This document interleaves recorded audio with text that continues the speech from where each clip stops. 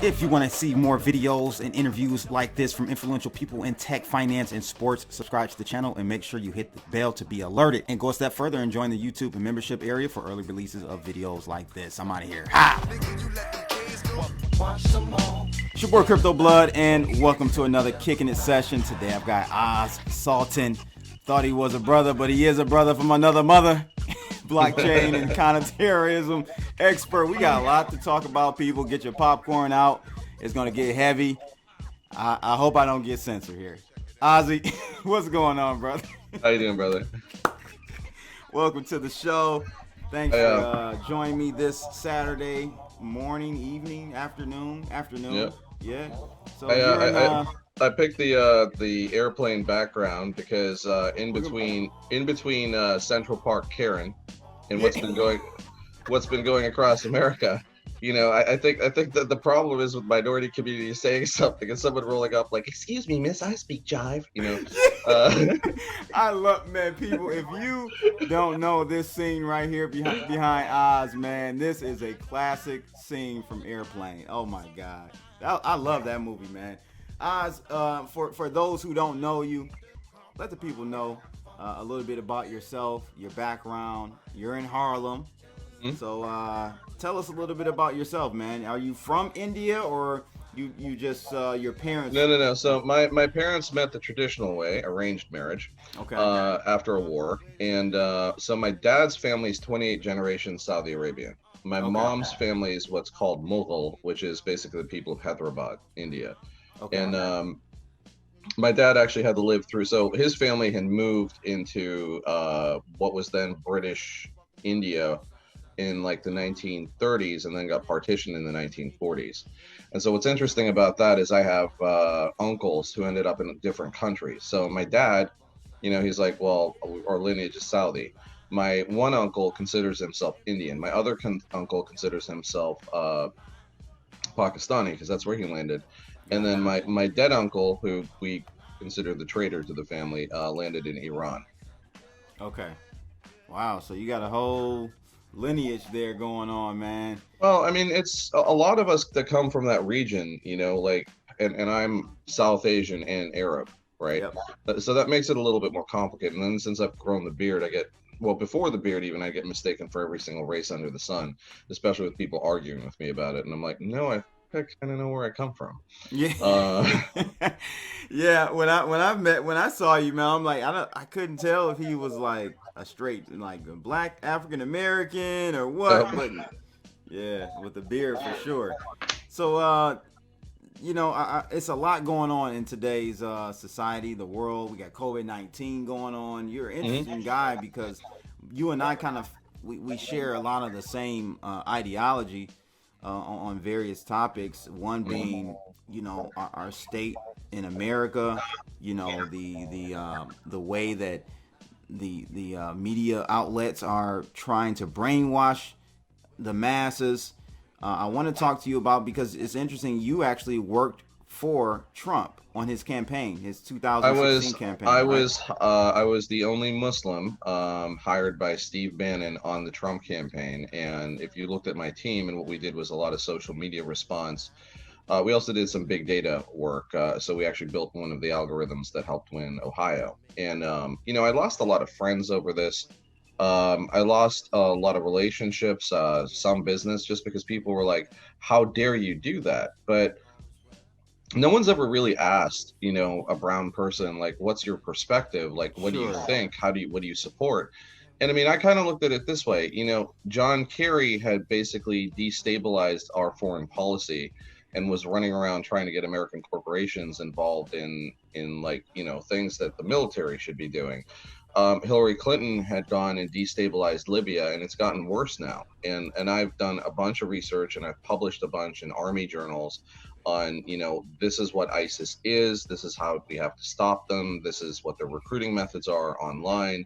And, you know, it wasn't taken seriously under the Obama administration.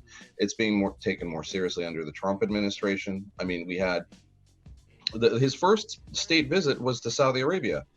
Do you understand? It's like someone who's part Saudi, like, and just American Muslim, Like, this is a big That's gesture. big. Yeah. He helped get a 55 country coalition together against terrorism. If you look at the big issues, I did an anti-human trafficking fundraiser at the Women's National Republican Club well, no, that's a couple months ago. Um, and you know, I talked to a lot of my Democrat counterparts, and their issues are really kind of the same issues for 30 years, but there's no policy implemented.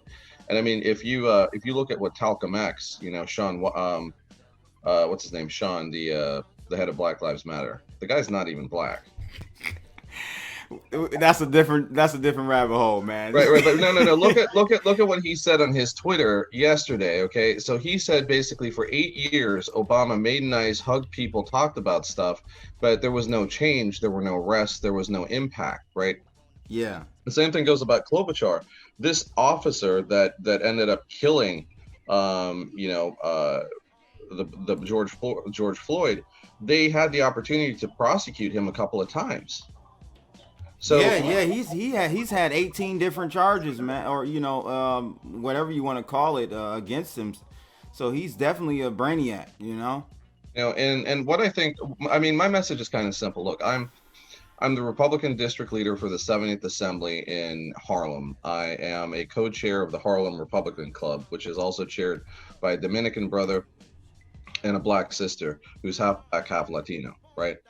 And I basically account for the Muslim population up here, and our population is Somali, Nigerian, Ghanan. You've got a little bit of Bangladeshi, maybe a little bit of Southeast Asian, but and then also indigenous, natural-born Black American Muslims that have been around, since the dawn of time. I mean, people forget that, like, we've got Union Theological Seminary, which is right over the hill up by Columbia, and they used to get the Muslim dock workers back in the 1800s to do the translations of the Bible, because some of these guys were the only ones that spoke Aramaic. Okay. Hmm. And if you start looking at like what the relationships have been with the Muslim community, I mean, you got 20,000 slaves buried down, near where Ground Zero was, right? And a good chunk of those were Muslim. And then the problems of what we've had to deal with as American Muslims since 9/11, because you know what, these dudes, no one knows who those dudes were just from an American perspective. I mean, but we get lumped in with these people in sort of this like big monolith all the time. And I'd actually threw a piece up about that. I'm gonna grab that for you. Yeah, for sure. And my thing before we get really deep into the whole political thing, you gotta hook me up with Steve Bannon, man. I'm trying to get him on my show. I like about 95% of what he talks about on. He's got a YouTube channel. He's in lockdown right now. I can probably reach out to his son and see if we can get him on. But like, look, I went on Bold Television with Dahlia Mogahead. We respect each other. We're completely different political perspectives inside of this. And, I think what a lot of people forget is that American Muslims voted for George Bush twice. The problem really stems, and people are like, well, why did this shift? It stems from when Bush stood on a carrier and invoked Jesus. And a lot of what happened with the Arab Muslims, where they're like, oh, we saw this before, peace out. And it's basically that, they look at that separation of church and state in many ways to be one of the things that allows America to be greater. But it also allows us to practice our faith the way that we want to practice our faith. And it also allows us to be very clear about the fact that, groups like ISIS, like Boko Haram, these are all apostates. These people have no business even talking about the religion. But they're very much like the Branch Davidians. They're very much like, any kind of extremist Christian sect, or some of the extremist Jewish sects that you have out there. They're not someone that we support. But when you start getting into these conversations publicly, the thing that kind of kills me is that, we're a religion that has almost 1,500 years worth of theological, ecumenical, and liturgical science, right? And most of the people who come and yell at me about some stuff, first of all, like, the thing that killed me the most was when they started yelling about Kia, and I was like, well, hold on, this is a Shia concept. I'm Sunni. Right. So that's like going and yelling at a Protestant, be like, why are you taking communion? And they're like, I have no idea what you're talking about. And that's the natural nature of the conversations that we end up in. People discount our Americanism. They discount I mean, what are you going to do? Like rip me in half and mail me back to two countries? I don't understand. Why, okay, so let me ask you this though. Like, why why do you think we're rioting the way we are now in this country? Because this guy, of course, was on camera, caught on camera, violently killed, senselessly killed. But I've seen many others prior to this. It was another guy in Minnesota that was killed Hey, a few years ago. this goes back to 8 years of what happened under Obama and what Talcum X said, and it's basically real simple. We had 8 years, 8 years, under which we had a president, Obama, who said we could do a lot of nice things and we could fix a lot of the problems, and a lot of the problems stem from one, that the training for these kind of responses that our police are getting are coming from the wrong hands. They're coming from foreign nations. Okay. What do you Two, mean by the training? What do you I mean? mean, they're basically getting quasi-military training when what we need our police to do is we need our police to go back to what they were before LBJ. If you look at the whole concept of community police engagement, all right, Mm-hmm. I was going to be, before I decided to run for office, I was going to join the police auxiliary up here. Why? Because I believe in my community. I believe in fixing things. I believe in investing in the community. I believe in trying to figure out what can we fix? What can we help? Like we've done anti-human trafficking fundraisers. We've done a bunch of seminars with Ketchy's project, which has brought brothers from Ferguson up to talk about stuff. And these are people who are politically opposed, right? But we all believe in the same issues. And the same issues are if we don't take care of our youth, and that's black, that's brown, and brown spans a whole scope of people from Sure like does. Latino to South Asian to Arab, the latter two that I am, and a variety of other people. Um, if we don't look at that, and even our local white constituents, and I'd say our Jewish constituents are here, and there's small pockets, but it's mostly black and brown. And if we don't look at this in a way that we can help bring people up or give them better opportunities than what they understand, we're really kind of screwed, because where the remainder of America is moving towards this white collar tech economy, and this is in a variety of different sectors, okay? And I think the biggest problem with that, when you get outsiders coming into our communities, they're like, oh, everyone could just become a coder. And I'm like, not everyone wants to code, you Mm-hmm. know? I mean, I was a CIO, I'm still a CIO, but the last time I coded was probably about 7 years ago. I could do code Mm-hmm. reviews, but this is not something I want to be doing. There's a lot of people that have different skill sets. There's about 14 different types of intelligence that have been identified. And if you look at the depth and the breadth of the character and capacity inside of the black community and the brown communities, like every year I support the Kwanzaa events that we have here. Why? Because this is history that needs to be retold and reshared. Right. We are losing, we usually do stuff for Ramadan.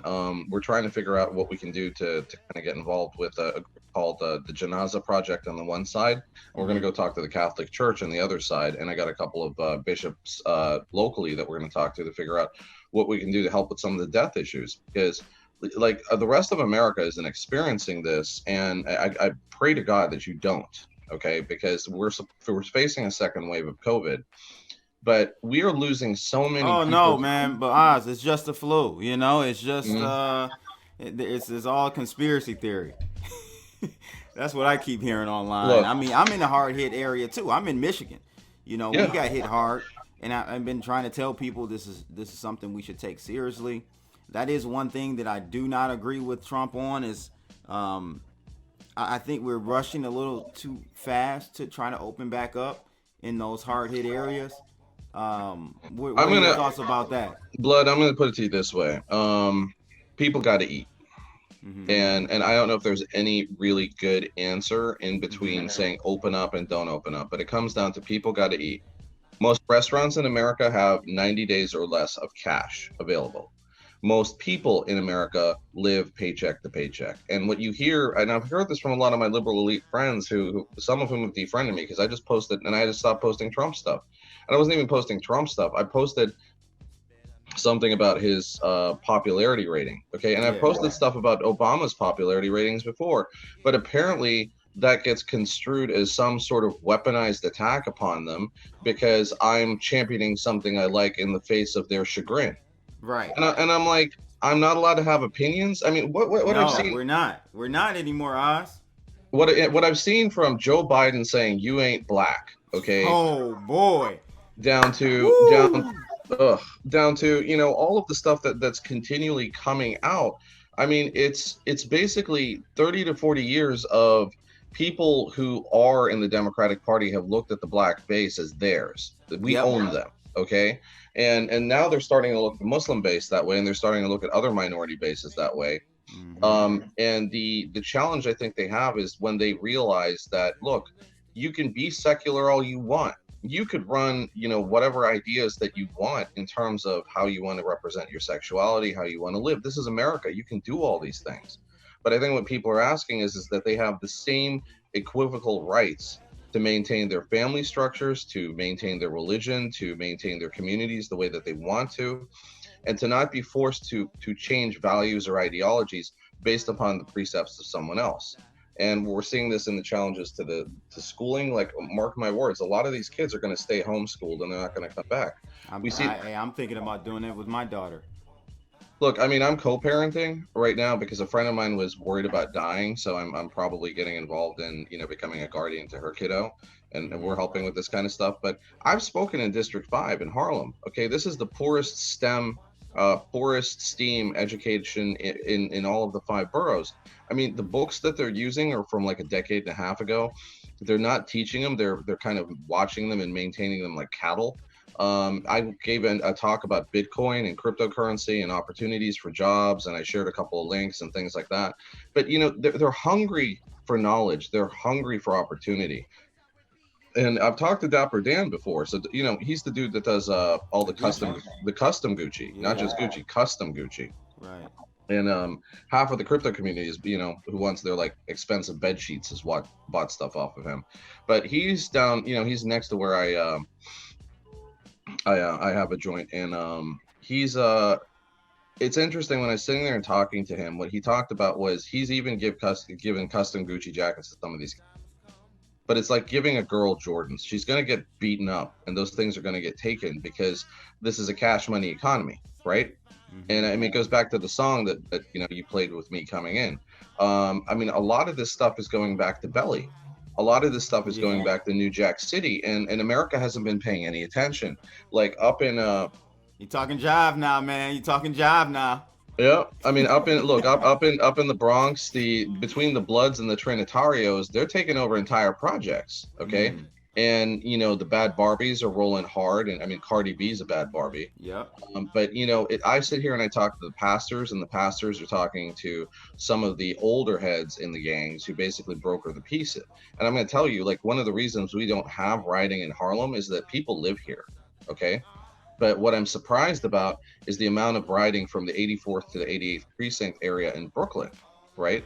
But Because back to my question though, Oz. It's interesting.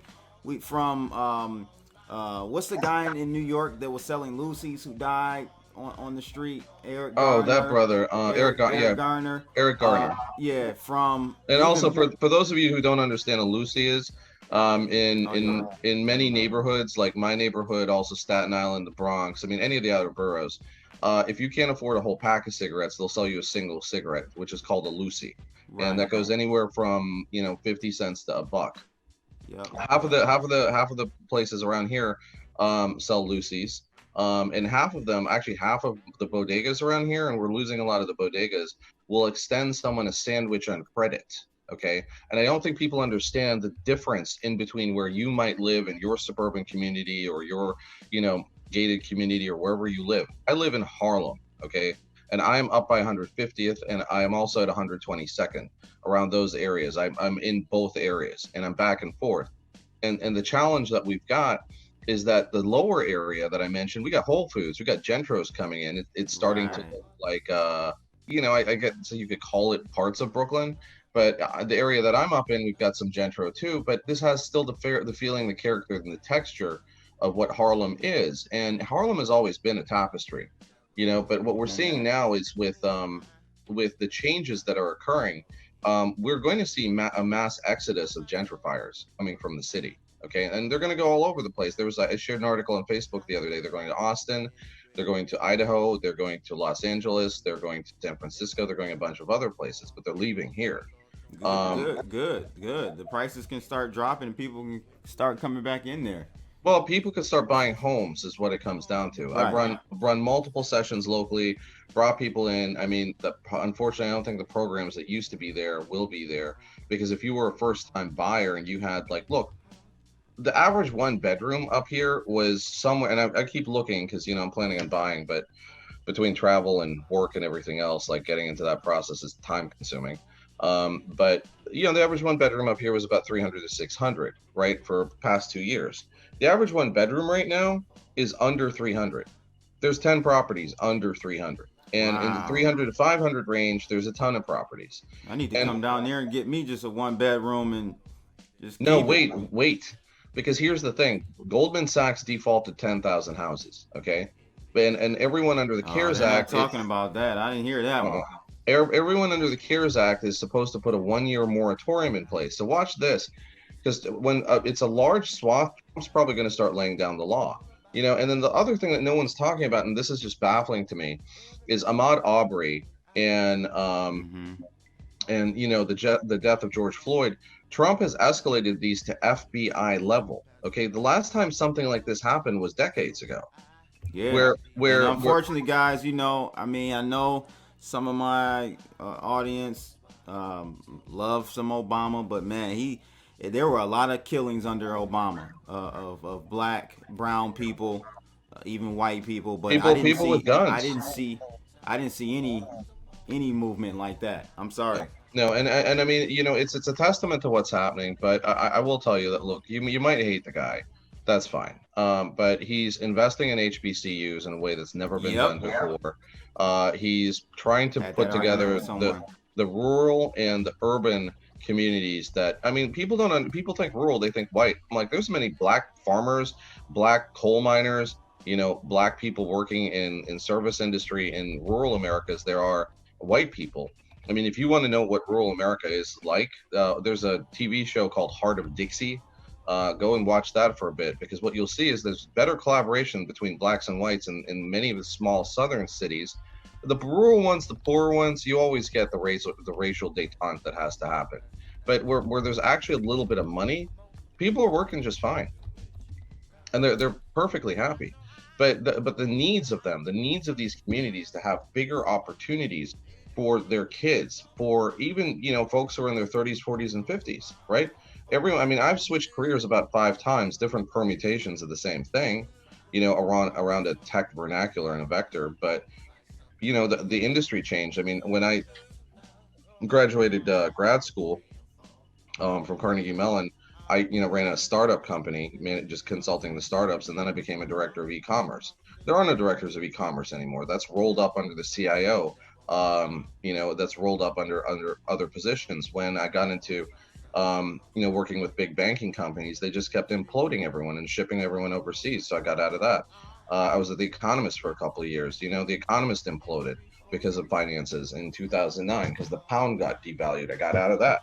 I did a stitch in gaming for a while, and the MMO market imploded, and I got out of that. And then it was big data, and now it's crypto and blockchain. And it's been that for a couple of years. And I think what people need to be educated upon is that sure, take the degree and understand where you're going and what you want to do. But an average degree has a shelf life of 5 years. I don't care if it's Yale or Harvard or whatever it is. And I mean, that panache will get you in the room and it will get people not asking a lot of questions. Like I got to tell you, after I graduated Carnegie Mellon, all of the typical questions they ask you are out the window because they know you went through war, and that's what a lot of this is. A lot of the experience making and understanding in America is that have you gone through your trials and tribulations so Mm-hmm. that you have enough experience that I can trust you inside of the position that I'm putting you in. And that I think is a big challenge that we're seeing now with millennials and Gen Z, because we're not just talking about boomers, we're talking about, me, Gen X expectations in terms of hiring and working and all these other things. And it's just strange state of affairs that we're in. Yeah, I want to talk about really quickly the blockchain industry and the IPOs and ICOs and IOUs is what I call it. Let's start with the let's start with the ICOs because that's what we've kind of seen that whole industry be just completely decimated by the SEC. and I know you were heavily involved in the ICO movement. What's your take on that industry? Because it seems like it's pretty much done. Well, I look at it the same way that I looked at the .com industry from 96 to 99. It Mm-hmm. was very easy to get capitalized, but what it came down to was management. And in most of the projects I've worked in, I wasn't management. What I've done is I've come in, and now I am, which is a big change. But what I came in and I was like, look, I've got development teams. I'm really excited about the technology. We can build some cool stuff. A couple of the projects went sideways. I mean, we built a trading platform. We built a bunch of other things that are out there, and all of that's archive code at this juncture. But a lot of what I saw was there's a lot of greed, a lot of nepotism, Mm-hmm. a lot of just a lot of mismanagement that has happened in terms of how people have run companies and how people have raised the money. And I've worked with multiple ICOs, But and isn't that free markets though, Ozzy? Isn't that what we free should markets, free allow market, happen? free markets is one thing. The mismanagement by executives is another thing. Okay, and corporate mismanagement and fiduciary mismanagement are the two biggest things that really affected a lot of the ICOs. Like, look at this. If you had raised, let's call it $1 million.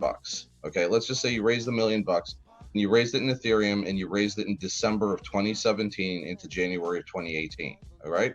One would think that you would be smart enough to cash a good chunk of that out, but a lot of people didn't because they've never dealt with treasury management of any Right. kind of asset. So Right. what ended up happening was you had roughly about, God, I'd say 80% of the industry killed in somewhere between July and September of last year, because coming into 19, actually they were killed in 18, they were killed again in 19. Yep. And they were killed in 18 because, let's say that you had $1 million in Ethereum, okay, which in January to $1,000 per coin is not a lot. So now when Ethereum drops to $100 and you haven't cashed that Ethereum out, what do you think has happened? Because that million is now worth $100,000. Yeah, and the thing is, people were speculating with those funds instead of, like you said, securing them in a stable token or something like that, where you can actually utilize and deploy those funds for building your company. Is Yeah. that what happened in your opinion?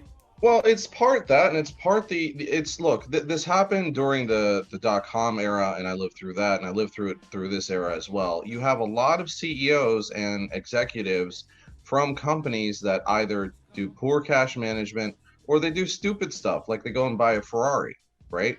And wrap it with their company logo.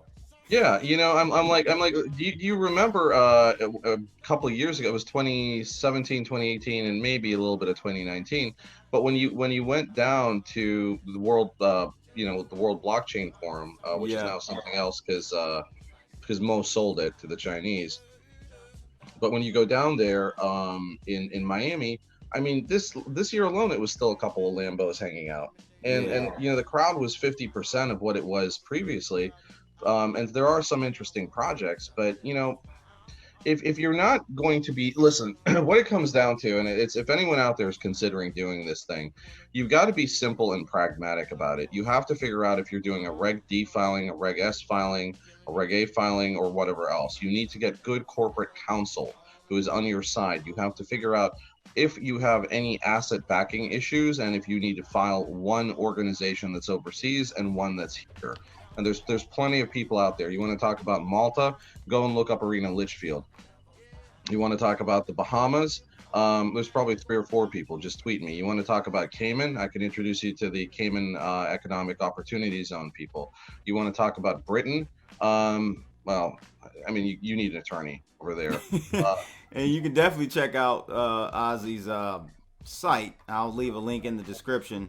SultanInteractiveGroup.com. I think he's putting up a new one soon, but and I'll update that if it's a new one up before we release this video. But no, no, yeah, no. This man. is this one's good for now. I mean, the only thing we have to add is that, like, look, in the past couple of weeks, I've got pulled into helping out with PPE. And Okay. we're able to Okay. source a lot of it relatively cheap for folks. So if there's a need for that, I can provide that.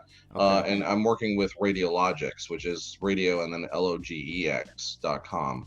And radiologics is going to be one of the first health. It's 5 years worth of work, but it's a healthcare blockchain. And the idea is, how do we help you privatize your data and a variety of other things? Because look, what no one's paying any attention to, and a lot of this is because government moves like slowly. They, turning the government is like turning a battleship. In order to turn a battleship to go south, it's going to take you maybe about 3 days to fully turn that thing. Mm-hmm. Okay. Um, and that's if you've only been going like in an east-west direction, because it takes a while to turn that thing. Maybe not 3 days, maybe a day. Um, but the same thing goes with government. And I think the government has been doing an admirable job thus far. I think the problems that we have are more on the state levels. Like, look, Cuomo removed an edict from his website, which basically stipulated that, and this is already documented, they can't burn the records, but he put COVID patients into nursing homes. I heard about that. So what did he do? He just mass killed a whole bunch of old people because of poor policy. And then he keeps blaming Trump. And I'm like, look, and what I've been arguing with a lot of people about is like, states are responsible for states. If you're not going to hold your governor accountable for your state, I mean, you don't understand how any of this works. If you're not going to hold your mayor accountable for what's going on locally, you don't understand how any of this works. There were reports that came out that showed that de Blasio purposely withheld patients from going to the USS Comfort when they rolled the boat up. Okay, so it's like, do you really think that winning some sort of Pyrrhic political war that is for your side over the welfare of the people really matters? Here's my thing, man. I don't know. I'm concerned about the state of America, to be honest with you, man. Because if we can't come together on a pandemic, if we've got to politicize a pandemic, Mm. is there any hope for us to come together on anything? This is like life and death type of I stuff right think I here. think there is one of the things that I'm going to announce here, and I'm going to switch this back to Sylvia's, because I think us poking fun uh, at the issues is sort of over. Um, and by the way, Sylvia was a Republican, and Sylvia worked bipartisanly, and Sylvia was part of the community for over 50 years. And what I'm going to say is this. I'm going to be working with a couple different charities and some bipartisan initiatives, and it's going to take us a few weeks to get this together. But what we're looking at is, um, and this is working with finance charities. And Okay. I probably shouldn't be announcing this yet, but I'm going to. So I'm putting together a nonprofit, a CBO up here. What we're looking to do is to basically update some of the models, because you don't need as much overhead. You can get a variety of different services in quickly. But one of the things that we're going to look at to start by July, and probably the middle of July, is PPE distribution up here. And then what we're going to do is look to build that model and then clone that model out, because people are going to need this stuff. And the second thing we're going to look at is food insecurity, and how we can tackle that issue. And then, the third is that we've got to figure out education and job access. And there has to be some sort of massive retraining that happens of our people, because even the service jobs that you're talking about, like, look, when people question why people of color have issues with immigration, it really comes down to this: you living in your suburban neighborhoods with your $7 Starbucks aren't affected the same way we're affected. if Right. you if you talk to I like Benji Irby. He can be a little ratchet, but if you talk to Benji, who's up in the Bronx, Mm-hmm. and he's done the whole black voters at the White House thing a couple of things and a couple of times, and he's done stuff with Candace and all of those folks. And I also have umbrage with Candace, because I think she understands this. I would say she understands it in theory, but she doesn't understand it in practice how a lot of our communities work. And I mean, I'm in the middle of it. I live in it. Um, I work in it. My offices are up here. Like, I basically moved everything up here because this is an actual community.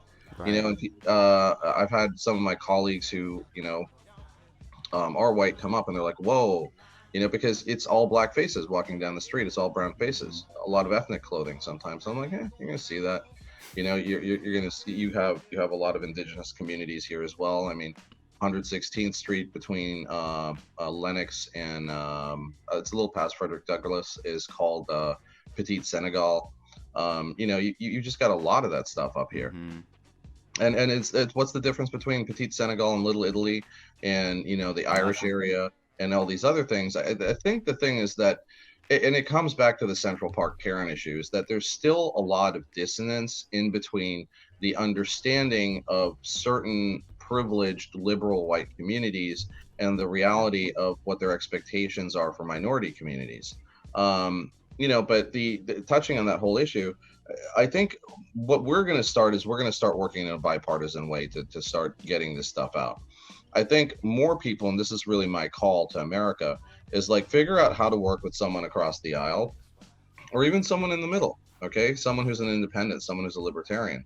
But figure out how to do that in a manner and fashion that is going to allow to build a couple of bridges. Because look, I really don't care what your political flavor is. But if you're going to sit here and you're going to start screaming like one-sidedness in the middle of a frigging storm, it's not going to help save lives.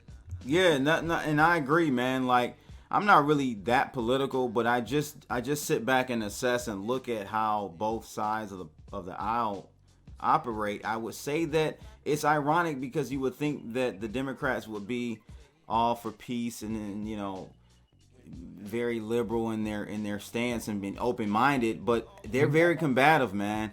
And it's hard to work with a group if there's no give and take. Each side has to give and take and to make issues, resolve issues. Look, I called a couple of my friends who I've known for years up here. Okay, so one of my girls, and I'm not going to mention her name, but like she ran, and I just think you understand that like politics in the cities is some Al Capone stuff, right? Yeah, I bet. And so she ran for district leader about 4 years ago, and the articles I think are still up. But her own party blew up her office and went after her kid. And when I reached out across I mean, it's almost that they only believe that their way is the only way, and that there can't be any bipartisanship because they have all of these allegiances. And this is what's always been very difficult for me because like when I was younger, I tried talking to Democrats initially because our Republican clubs were really small. Um, and I always got the same attitude, which was like, "Thank you, brown man. Sit down. Here's your samosa." You know, Yeah. and so every single time I brought up issues, like I'm like, well, we have zoning issues, and I have kids are getting killed by the speeding cars, and we've got trafficking issues, and we've got issues where we need the tax allocations spread differently. Thank you, brown man. Sit down. Have your samosa. Yeah. It's like we got samosas for you. Aren't you happy? And and I mean that's the attitude that I've seen, and it's very patronizing. It's very cavalier. It's very much that it talks down to people of color. And there's been Yep. studies done that have shown that like a lot of liberals will use smaller words. They'll talk down. They're patronized when they talk to people of color. And Oh, like Joe Biden. I mean, it's I had to go nonsense. watch the whole thing that he did with Charlemagne, and I was really upset that Charlemagne didn't. He's normally a pretty good interviewer. You gotta understand something, okay? There's something amongst all colored people that I'm gonna call compunction, and it's sometimes where someone says something so fucked up, all you go is mm-hmm. He was doing a lot of that. But the thing is, Biden's he comes on there. He's using the word man every other sentence, and come on, man. And I'm like, bro, just be yourself, convey your message. And the one thing that Charlemagne is saying, like, no, we're not trying to talk about Trump. We want to know what you're doing for the black community. You know what I'm saying? Their entire platform is how dare you take Trump. Do you know Trump rolled out Black Voices for Trump centers in a variety of different cities, including Pittsburgh and Columbus, Ohio, in some of the hardest hit minority communities where the Democratic policies have decimated them for decades? I Yeah. mean, what the Hill District, the vibrant district in Pittsburgh, which had jazz, had a lot of music, had a lot of people that ended up in Motown coming from it, was decimated because they decided to go and put the Civic Arena in the middle of the fucking hill. Mm-hmm. Okay, every single time you look across America and you look at this Tulsa type stuff that's happened, you Yeah. see a lot of Democratic policies at play there. And then you see people coming back saying, "But we're for you, brother." And I'm like, look, just because you rolled out some chitlins, which by the way I can't eat because I don't eat pork, and you have greens and this and that, and are trying to patronize to us every frigging 2 years or 4 years when you show up, doesn't necessarily mean you're doing anything for policy. I mean, look, I'm getting all my websites and everything else done. Yeah, so It's you're running for state senate. Tell us a little bit about I'm that. I'm running for state senate 30. Locally where we are, we've had years and years and years of local politicians who are state senators, basically working with the developers. And so one of the biggest factors that you have to look at is what's the average median income in your area. And what you have to figure out is how is that including people who probably shouldn't necessarily be included in that. And this is why I'm going to say this to all of your viewers. Mm-hmm. When the census comes around right now, or the census takers come, go online and make sure you fill out your census form. And the Yeah. reason for this is not, don't think about Trump yanking you or some nonsense like that. Our communities, specifically poor, black, brown, and white communities, do not have the census representation. And if you do not have the census representation, what you get is the bell curve of people who filled out the form. Right, which is normally higher educated individuals, right? Correct. Yeah. And so what that's done is that skewed things unfavorably. I mean, Yeah. like, look, we've got it's a large amount of projects up here inside of Harlem. Okay, Brooklyn is the same way, the Bronx is the same way, Queens is the same way. But if you are not being included in the census, you are not being part of America. All right, that's it. You have abdicated parts of your rights, and you need to stop doing that. On the flip side of that, it's really kind of figuring out what policy needs to start working when they build these. Like, look, all the development that's happened here under the current guy that's in has been at AMI 90, which means 90% of what the average median income is, which means most people can't hit that because they don't make that. I mean, we live in an area that prior to COVID, I had about 25, 26% unemployment. Okay. We're like Providence, Rhode Island. We're like a lot of other places around the country that have steep unemployment rates. Mm. And it's highly, highly, highly problematic. And then when you look at the impact of illegal immigration on top of this, why? Because they're coming in and taking all of the jobs that might have been 15 bucks an hour that someone might have aspired to. And now they're all under the table at 8 bucks an hour. And you've got an entire, we're we've got this entire segment um, of folks that are basically being pushed out of their communities right and left and right and left, and no one really cares about that because it's not happening elsewhere. And then what's really kind of interesting to me is every time illegals have come in and they've tried to move them into suburban neighborhoods in Maryland and Virginia and these types of places, the same people that want to allow them in are protesting that how dare you move them into our communities. So pick, do you want them in? Because if you want them in, they're coming to your communities, okay? Not just ours. You cannot just be abusing the hood for the next 40 years the way you abused the hood for the last 40 years because the hood's looking for a come up. Yeah, yeah, no doubt, no doubt. And I want to talk to you, touch on this last executive order passed by Trump, man. I think this is a watershed moment. What are your thoughts about it? And yeah, let's talk about this and how can blockchain? I know everyone always, this is a cliche, like blockchain fixes everything, but do you really truly see some type of implementation of blockchain to help with the censorship that we see with these social media networks?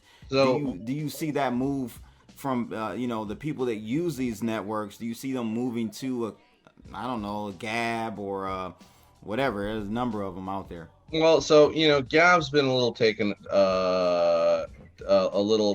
over by a few different folks. And I think Gab is an interesting one, but it is free speech.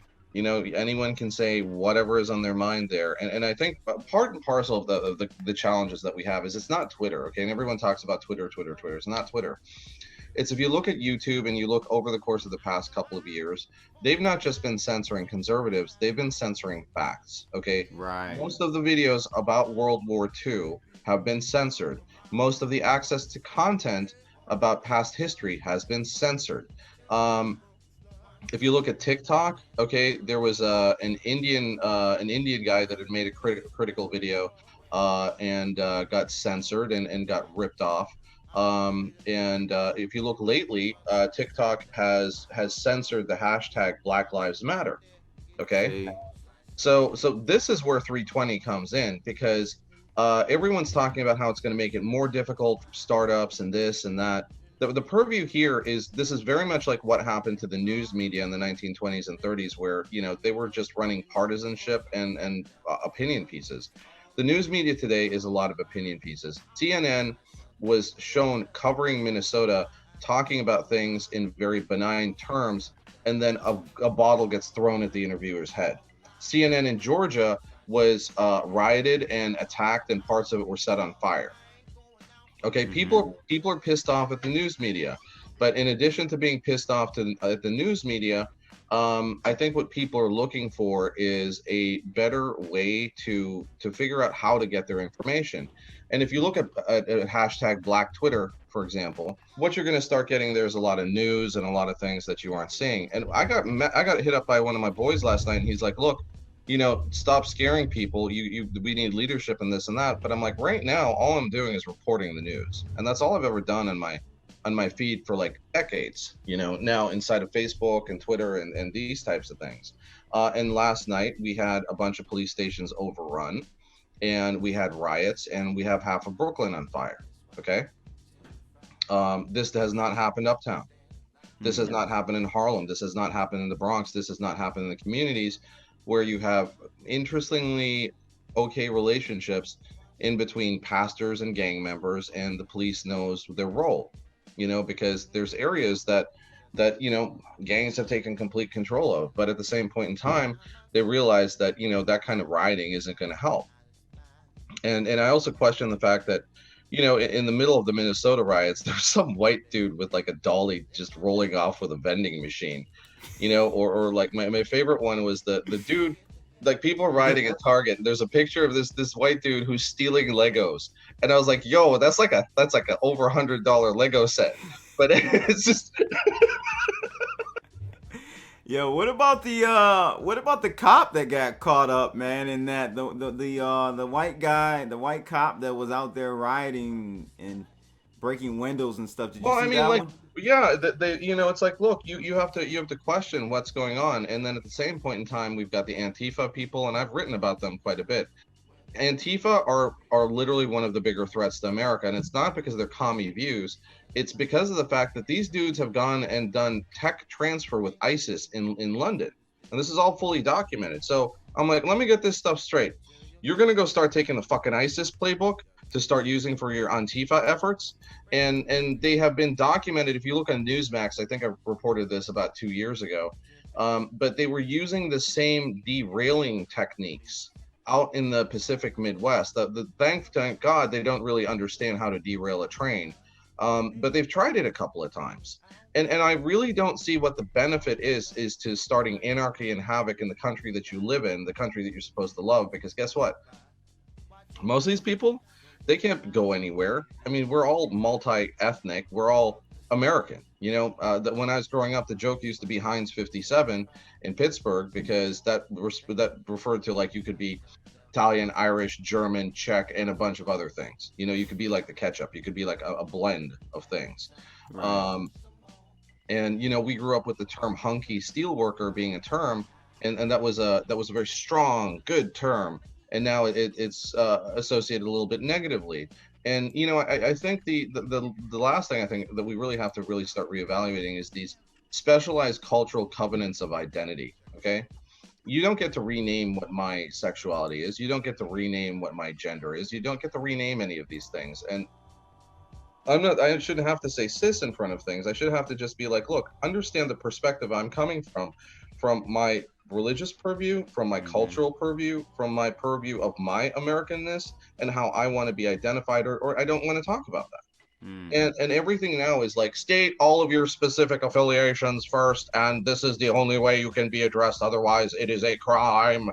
And Right. and and honestly, like, this sounds more like a Saturday Night Live skit or something that aliens would try to do. Listen, people. I mean, do you understand how many times people have dicked up my name over the course of years, and how many times people with complicated foreign names have gotten their names screwed up over years? Anyone whose last name ends in ski, okay, and these are Polish names, still gets it. But Mm-hmm. you have people talking about how it's a criminal offense to mispronounce their name. Then, brah, you better be walking around with a placard that has the pronunciation of your name on it. Okay. Right. Yeah, no, I hear you, man. America's getting so sensitive, man. And I had a Zuby on. He's a I know brother from. Zuby. We did a meet and greet for him, and I made everyone go to Dave and Buster's. That's funny. Yeah, he brought up the point that, like, it's cowardness is what it comes down to. We Hmm. don't want to stand up for anything anymore, and we want to just make sure we don't upset and shake up the apple cart. I think people need to have their own opinions. I think I love that you have yours, and you stand on what you believe in, and that's what we should do. Black, brown, red, purple. It doesn't matter. We shouldn't have to feel like we have to conform with one ideology just to stay on the safe side of things, man. So I'm glad that you're doing that, and I wish you the best with your run for Thank you. state senate. Lastly, before we get out of here, what are your thoughts about when Trump came out and said he didn't like Bitcoin, and it was his whole rant about Bitcoin and it being a what did he say So about Bitcoin? What do look, you think about that? Because I every was pretty. I don't know. No, I wasn't shocked. I won't say I was shocked actually, because Bitcoin does limit government in their spending habits, right? the job of a successful politician is to keep people calm in the face of massive, insurmountable change. Okay. And what is going to happen over the course of the next 2 years is going to be a dynamic shift into a digital economy unlike anything that we ever expected. Part of that is going to be blockchain based technology. Part of that's going to be digital currency. But at the same time, you got to look at like the challenges of what's coming at us right now. Starbucks and a number of retailers have already started indicating that they're going to work with the Chinese digital RMB currency to allow for that spending in America. You're going to allow foreign Are you currency. serious? Yeah, you're going to allow foreign currency to be spent in America the same way. I mean, this is a big challenge. I The didn't know Clinton that.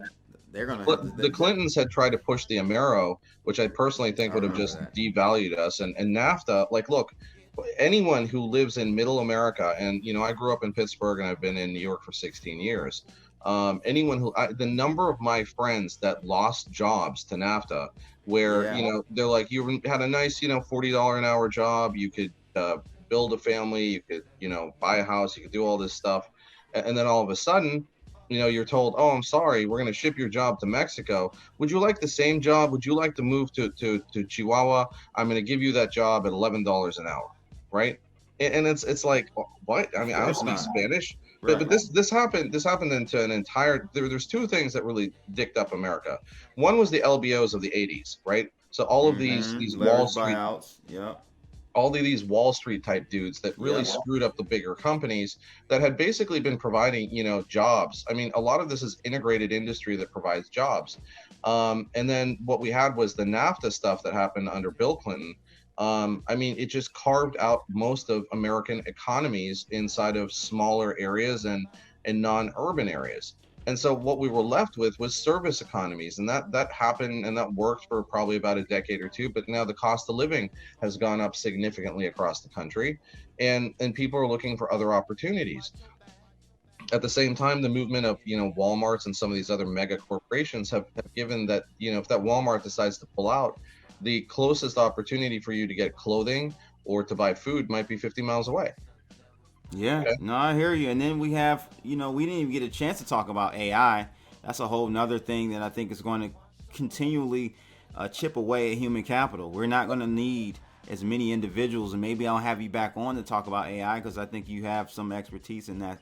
In Well, I that. could talk. I could talk about that and all the blockchain policies that we're pushing. I'm running on a repeal the bit license platform. I'm running a platform that's about bringing more money into our CBOs, the community-based organizations and faith-based organizations in New York, because those are the only ones that are actually providing services to people. I mean, outside of that, the city's not doing anything. They've got like one or two food programs, but then people take pictures of the food they are serving to people, and you're kind of like, it looks like prison slop. Yeah. Um, We've got a major problem downstate here with de Blasio trying to break up Rikers. That's already been passed. But the goal was to put prisons in local neighborhoods. I mean, can you imagine if you put a prison in your neighborhood, what the impact Yeah. would be?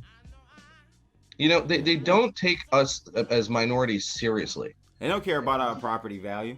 No, and, No. and the patronizing, nature that kind of consistently comes from a lot of these liberal elites is that, oh, they'll take what they can get. And I think what we're looking at for 2020 is for all minorities, for women in disenfranchised communities, for folks that just haven't really thought about, like, where they should go or what they should do, that there have to be pathways to getting there. And I'll leave you with this. I'm launching a site next week called harlemoz.com, and it's Okay. just community resources, and then we're launching a charity behind that, and we're going to start trying to feed people and do a variety of other things, and that's going to be outside of my campaign and everything else I'm doing. But look, if you don't really realize by now that things are going to get really bad this fall, and this is nothing. I Right. mean, I've this been is saying that too, man. we have freezer trucks full of dead people. Yep. Okay, freezer Same here. trucks, and the cremations are backed up 6 weeks. And if you don't clean your body within 6 days, they're gone. And one of the toughest things to say this, and I'm going to say this, is that we got to figure out better ways to work with the police, because who the hell do you think is going into all of these houses and pulling the dead bodies out? Right. They're the ones identifying I mean, they might not do the pulling, but they're identifying dead bodies. And we've had 400% shifts in terms of the dead all over the city. And there's going to have to be decontaminations. All this stuff is going to have to happen. Right. And if we Yeah, don't, man, it's gonna be interesting. I'm definitely gonna hook you up with my man Hotep Jesus. I think you guys are gonna have a ball on the whole bootleg thing. Man, guys, it's been a wonderful conversation. We kind of been all over the place, but it's kind of just the first time having Oz on, and you guys, I hope, enjoyed it. Make sure you get out there on Twitter and follow my man Oz Sultan. It's thank you. at Oz Sultan on Twitter, and also his website, Sultan Interactive Group. Check that out as well if you guys need some help. So he's helping with PPE equipment and stuff. If you guys need some assistance with that, blockchain and all that good stuff. Very sharp guy. And again, guys, thank you for another Kicking It session. Make sure you like, share, and subscribe. And we're going to rock out to this D'Angelo Devil's Pie. That's an interesting one there. We out of I'm here, telling people. you that's how people are looking at this, and we got to be real about this, There you go. Holla!